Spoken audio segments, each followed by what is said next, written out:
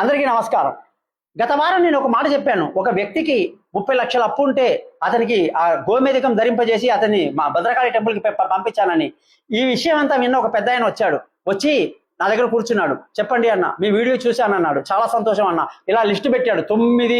ఆ 9 లిస్ట్ 9లో ఏంటంటే 4 క్రెడిట్ కార్డులు, ఒక్కొక్క దాంట్లో 3 లక్షలు, మిగతా 5 హౌసింగ్ లోను, కార్ లోను, బిజినెస్ లోను అన్ని లిస్ట్ పెట్టాడు.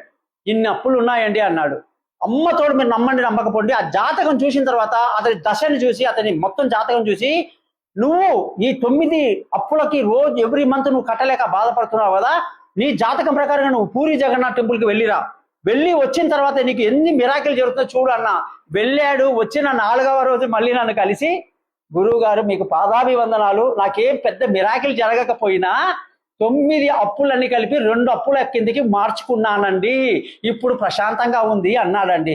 ఈ విధంగా మనకు కనీసం ఉపశమనం ఇచ్చేటువంటి మార్గాలు ఉంటాయండి. ఎందుకంటే 9 మందికి జవాబు చెప్పకుండా ఇద్దరికే మనం జవాబు చెప్పామనుకోండి, చాలా వరకు ప్రశాంతత ఉంటుంది, మంచి ఆహారం తినొచ్చు, హాయిగా పడుకోవచ్చు అన్నమాట.